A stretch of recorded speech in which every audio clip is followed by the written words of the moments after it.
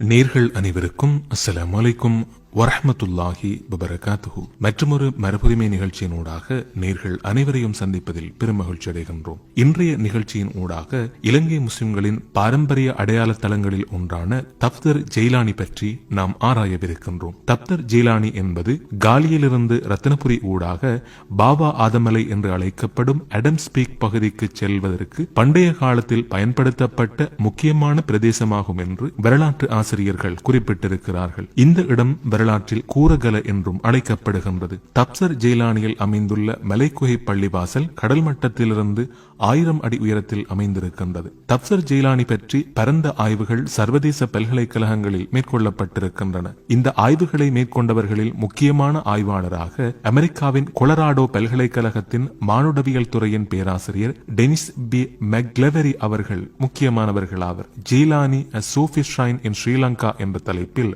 ஓர் ஆய்வுக் கட்டுரையாக கொலராடோ பல்கலைக்கழகத்தில் சமர்ப்பித்திருக்கின்றார்கள். இந்த ஆய்வுக் கட்டுரையில் தப்தர் ஜெயிலானி பற்றிய பல அரிய தகவல்களை அவர்கள் குறிப்பிட்டிருக்கிறார்கள். இலங்கை பற்றி கிறிஸ்துக்கு முன் 300ஆம் ஆண்டு காலப்பகுதியில் அரேபியர்கள் அறிந்து வைத்திருந்ததாகவும் அந்த காலப்பகுதியில் அவர்கள் இலங்கைக்கு வந்தார்கள் எனவும் வரலாற்றில் பதிவு செய்யப்பட்டிருக்கின்றது. ஆதம் அலைஹிஸ்ஸலாம் அவர்கள் பற்றி புனித அல் குர்ஆன் மற்றும் ஹதீஸ்களில் குறிப்பிடப்பட்டிருக்கின்றது. மேலும் தப்சீர் பைலாவி மற்றும் தப்சீர் காசிம் போன்ற புனித அல் குர்ஆன் விளக்க உரைகளிலும் ஆதம் அலைஹிஸ்ஸலாம் அவர்களின் வழித்தோன்றல்கள் செரந்தீஃபில் நூத் என்ற மலையில் வாழ்ந்ததாக குறிப்பிடப்பட்டிருக்கின்றது. செரந்தீப் என்பது பண்டைய அரேபியர்களால் இலங்கை அழைக்கப்பட்ட பெயரை குறிக்கின்றது. 19வது நூற்றாண்டில் புகழ்பெற்ற கீழேத்தேய ஆய்வாளரும் பிரித்தானியாவின் வரலாற்று ஆசிரியருமான சர் வில்லியம் ஒசோலி அவர்கள் தனது பயணத்தின் போது பிர்கன் காத்தியா என்ற பாரசீக கையெழுத்து பிரதியை மேற்கோள் காட்டி செரந்தீப் என்று அழைக்கப்படும் இலங்கையானது சுவர்க்கத்தில் இருந்து ஆதம் அலைஹிஸ்ஸலாம் அவர்களின் வழித்தோன்றல் இறக்கப்பட்ட மலையை குறிக்கிறது என்று குறிப்பிட்டிருக்கிறார்கள். புகழ்பெற்ற நாடுகான் பயணியான மொரோக்கோவை சேர்ந்த இப்ன் பதூதா அவர்கள் கிறிஸ்துக்கு பின் 1344ஆம் ஆண்டு அடம்ஸ் பீக் என்று அழைக்கப்படும் பாபா ஆதம் மலையை தரிசித்தார்கள்.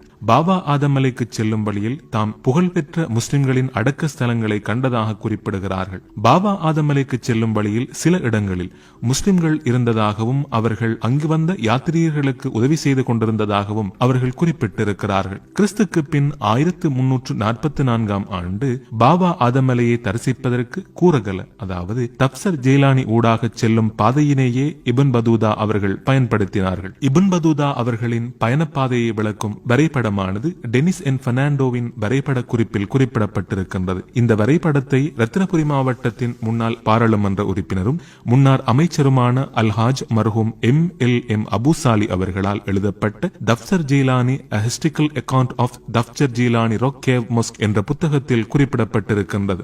பாபா ஆதமலைக்கு செல்கின்ற பண்டைய பாதையானது கூரகலை ஊடாக அமைந்திருந்தமையினால் அப்துல் காதிர் ஜீலானி ரஹ்மஹுல்லா அவர்கள் தப்தர் ஜெயிலானியை தரிசிப்பதற்கான சாத்தியங்கள் அமைந்திருந்ததாக வரலாற்று ஆசிரியர்கள் கூறுகிறார்கள்.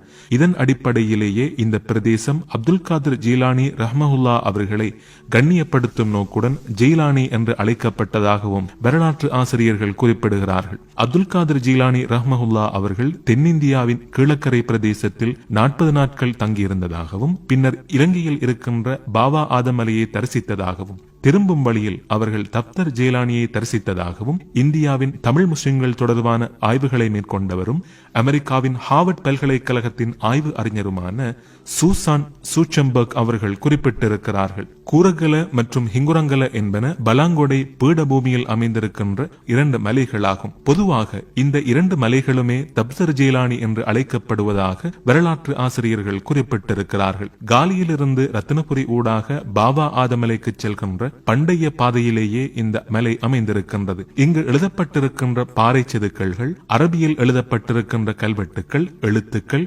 மீசான் கற்கள் என்பன பல நூற்றாண்டுகளுக்கு முன்னர் அரபு அறிஞர்கள் இந்த இடத்திற்கு விஜயம் செய்திருப்பதை உறுதிப்படுத்துவதாக வரலாற்று ஆசிரியர்கள் குறிப்பிட்டிருக்கிறார்கள். கிறிஸ்துக்கு பின் 1914ஆம் ஆண்டு ரத்தினபுரி மாவட்டத்தின் அரசாங்க அதிபராக பணியாற்றிய வெள்ளை இனத்தவரான RN தெயின் அவர்கள் தனது உத்தியோகபூர்வ நாட்குறிப்பில் இந்த மலையான மலையானது தஸ்தூர் அல்லது தக்மா என்று முஹம்மதியர்களால் அதாவது முஸ்லிம்களால் அழைக்கப்பட்டதை நாம் விளங்கிக் கொண்டேன். அரபு யாத்திரியர்கள் இந்த மலையை தரிசித்துச் செல்கிறார்கள்.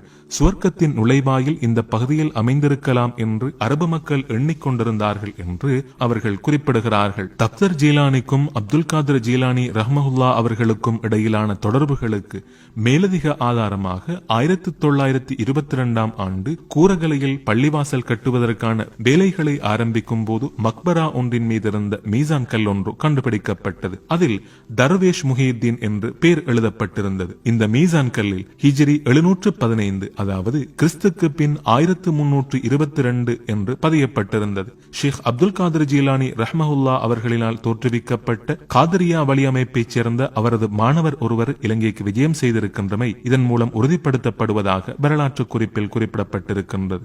1922 ஆண்டு ஹிதுவங்கல மலையின் மீது சிறிய பள்ளிவாசல் ஒன்று கட்டப்பட்டது. பள்ளிவாசலுக்கு கூரை அமைக்கப்படவில்லை. ஏனெனில் மலையானது நாகப்பாம்பின் வளைந்த தலைவடிவில் காணப்பட்டதால் அதற்கு கூரை அமைப்பதற்கான எந்த தேவையும் காணப்படவில்லை. அங்கு அரபு மொழியில் எழுதப்பட்ட பல்வேறு எழுத்துக்களும் காணப்படுவதோடு கஅபத்துல்லாவின் திசையை காட்டுவதற்காக மிஹ்ராப் வடிவம் ஒன்றும் வரையப்பட்டிருக்கின்றது. இலங்கையின் கரையோர பகுதிகள் போர்த்துகேயரின் ஆளுகைக்கு உட்படுத்தப்பட்டதன் பின்னர் இலங்கைக்கும் மத்திய கிழக்கு நாடுகளுக்கும் முஸ்லிம் வர்த்தகர்களுக்கும் இடையிலான தொடர்புகள் முற்றாக பாதிக்கப்பட்டன. இதனால் காலி ஊடாக ரத்தினபுரி கூரகல ஊடாக பாபா ஆதமலைக்கு செல்கின்ற பாதை படிப்படியாக மறைந்து போனது. 19வது நூற்றாண்டின் ஆரம்ப கால பகுதியில் தப்தர் ஜேலானியை சுற்றியும் அதற்கு அருகிலுள்ள பிரதேசங்களிலும் அதாவது பலாங்கொடையை சூழ உள்ள பிரதேசங்களிலும் முஸ்லிம் குடியேற்றங்கள் இருக்கவில்லை. 1850 ஆண்டு வரை தப்தர் ஜேலானி பகுதி பேரளவில் மாத்திரமே அறியப்பட்டிருந்தது. தப்தர் ஜேலானியை சுற்றிய பகுதி காடுகளால் சூழப்பட்டிருந்ததோடு அங்கு காட்டு மிருகங்களின் தொல்லைகளும் அதிகரித்திருந்ததாக அறிவிக்கப்படுகின்றது. இந்தியாவின் கேரளா மாநிலத்தின் லட்சத்தீவைச் சேர்ந்த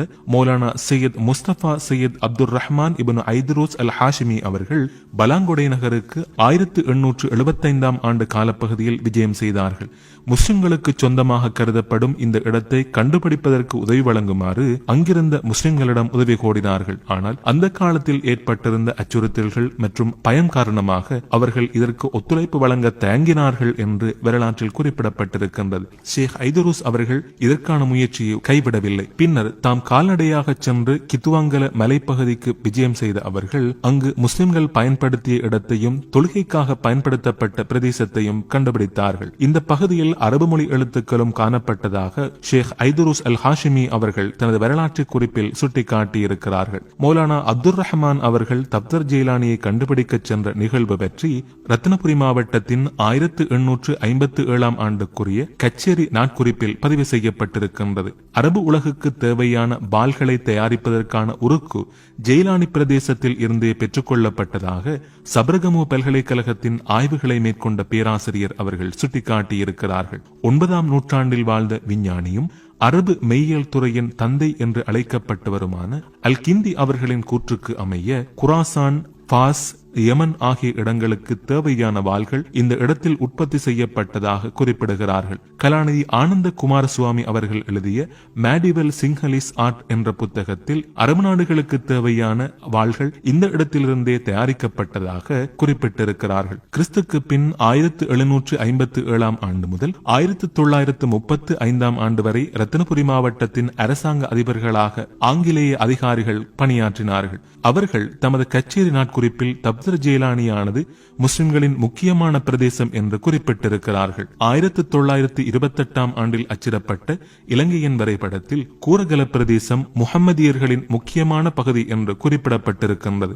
1971 ஆண்டு காலப்பகுதியில் அச்சிடப்பட்ட இலங்கையின் வரைபடத்தில் முஹம்மதியர்களுக்கு சொந்தமான இடம் என்ற பெயர் நீக்கப்பட்டிருந்தது. தப்தர் ஜெயிலானி மீள கண்டுபிடிக்கப்பட்டதன் பின்னர் இலங்கையில் மாத்திரம் இன்றி வெளிநாடுகளில் இருந்தும் பலர் வருகை தந்ததை வரலாற்று குறிப்பிற்களின் மூலம் எமது முன்னோர்கள் உறுதிப்படுத்தினார்கள். கலாசார மற்றும் தொல்பொருளியல் அமைச்சின் செயலாளராக பணியாற்றிய கலாநிதி நிசங்க விஜயரத்ன அவர்களின் காலப்பகுதியில் அந்த பிரதேசத்தில் தாதுகோபம் ஒன்றை அமைப்பதற்கான முயற்சிகள் ஆரம்பிக்கப்பட்டன.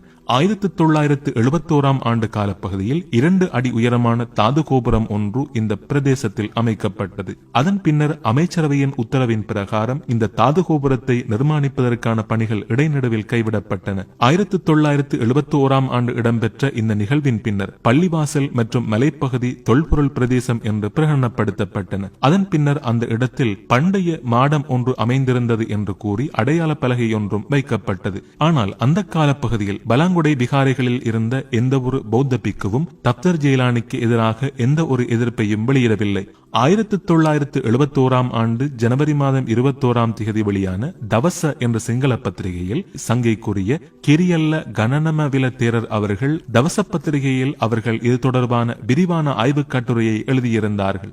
அந்த குறிப்பின் அடிப்படையில் தாம் தப்தர் ஜெயிலானி பிரதேசத்திற்கு 5 தடவைகளுக்கு மேல் விஜயம் செய்திருப்பதாகவும் இதன் போது அந்த பிரதேசத்தில் தொல்பொருளியல் பிரதி ஆணையாளர் சார்ல்ஸ் கொட்டகம்புர அவர்களோடு விரிவான ஆய்வுகளில் ஈடுபட்டதாகவும், ஆனால் அந்த பிரதேசத்தில் பௌத்த இடிபாடுகளோ சுவடுகளோ தமக்கு கிடைக்கவில்லை என்றும் அவர்கள் குறிப்பிட்டிருக்கிறார்கள். இதன் மூலம் இந்த பிரதேசம் முஸ்லிம்களுக்கு சொந்தமான பிரதேசம் என்பதை அவர்கள் குறிப்பிட்டிருக்கிறார்கள். இந்த பிரதேசம் நீண்ட காலமாக முஸ்லிம்களால் பயன்படுத்தப்பட்டு வருகின்ற பகுதி என்பதற்கு நீண்ட சான்றுகள் காணப்படுகின்றன. இந்த பிரதேசம் முஸ்லிம்களுக்கு சொந்தமானது அல்ல என்று கூறுவதற்கான பாரிய முயற்சிகள் ஏற்படுத்தப்பட்டாலும் ஆவண ரீதியிலும் வரலாற்று ரீதியாகவும் முறியடிக்கப்பட்டிருக்கின்றமை முக்கிய அம்சமாகும். முன்னாள் அமைச்சரும் ரத்னபுரி மாவட்டத்தின் முன்னாள் பாராளுமன்ற உறுப்பினருமான அல்ஹாஜ் அபு சாலி அவர்கள் இதற்கு மேற்கொண்ட முயற்சிகள் மகத்தானவையாகும். இன்ஷா அல்லாஹ் இவ்வாறான மரபுரிமைகளையும் மரபு தளங்களையும் பாதுகாக்க நாம் நடவடிக்கை எடுப்பது அவசியமாகும். மற்றொரு மரபுரிமை நிகழ்ச்சியின் ஊடாக நேர்கள் அனைவரையும் சந்திக்கும் வரை விடைபெற்றுக் கொள்கின்றோம். நேர்கள் அனைவருக்கும் அஸ்ஸலாமு அலைக்கும் வரஹ்மத்துல்லாஹி வபரகாத்துஹு.